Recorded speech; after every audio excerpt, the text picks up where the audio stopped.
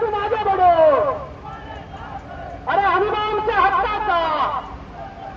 अरे अनुदान आमच्या हक्काचा. कर्जमाफी आमच्या हक्काची.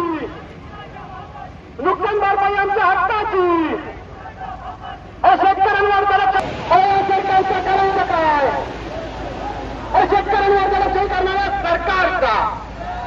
शेतकऱ्यांवर दडपशाही करणाऱ्या सरकारचा. या कृषी मंत्र्याचं करायचं काय. या कृषी मंत्र्याचं करायचं काय. या परपंचाचं करायचं काय. या परपंचाचं करायचं काय. या बंधू सरकारचं करायचं काय. या बंधू सरकारचं करायचं काय. या बंधू सरकार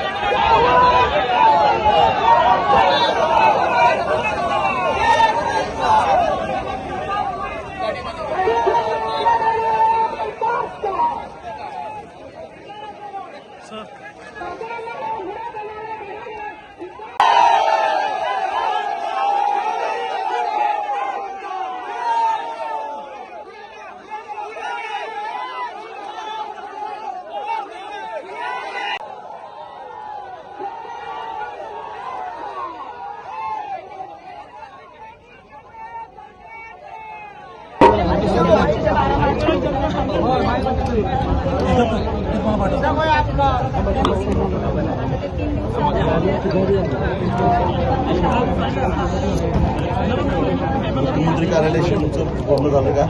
काय म्हटलं.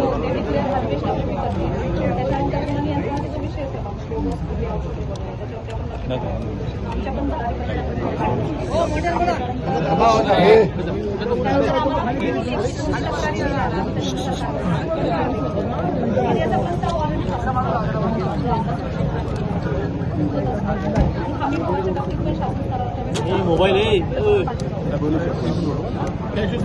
मिनिट झालं काय मीटिंग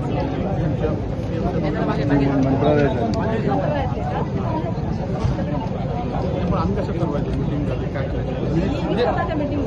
एखादी सरकारी अधिकारी झाली ना बरं. तुम्ही होता मीटिंगमध्ये मग तिथे मिनिट सर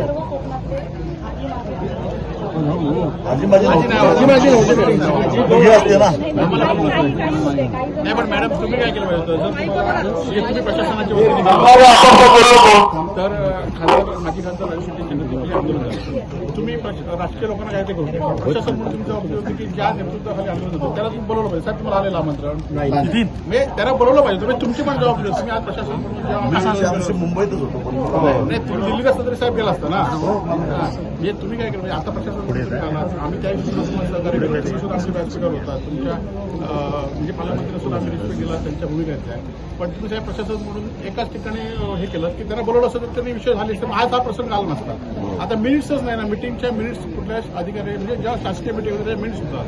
त्या मिनिट्स कुठे आहेत. आता तुम्ही ही आज 3 दिवसात करतो म्हणाले. आता मॅडम मिटिंग जाऊन 3 दिवस झाले. 12 मार्चला मॅडम इथे मिटिंग झाली. हां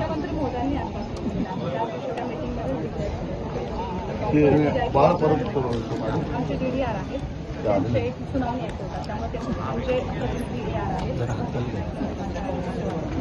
जिल्हाधिकारी माझं असं म्हणणं आहे की आपल्या जिल्ह्यात नेमकं शेतकऱ्याचं नुकसान झालं किती. याचा काय अहवाल गेला का आपल्याला म्हणजे कसं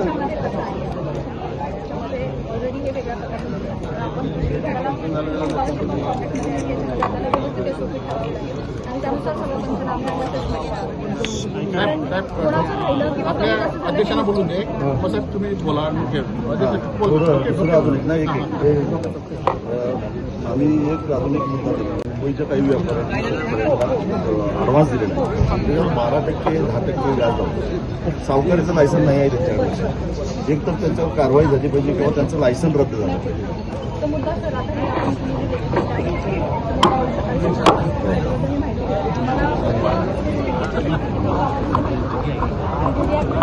म्हणून मी डीडीआरला मी त्यासाठी बोलवलं होतं की बाबा पणन खात्यामार्फत त्यांचं लायसन्स, कारण मुंबई एपीएमसीमध्ये त्यांचं रजिस्ट्रेशन आहे.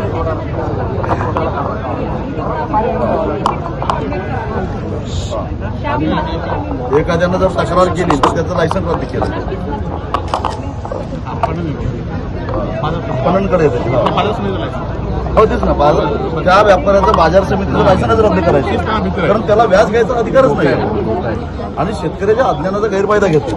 12% व्याज लावतो आणि 2-3 असे रद्द करायचे हो, त्याशिवाय ते 2-3 करायला बाकीच्या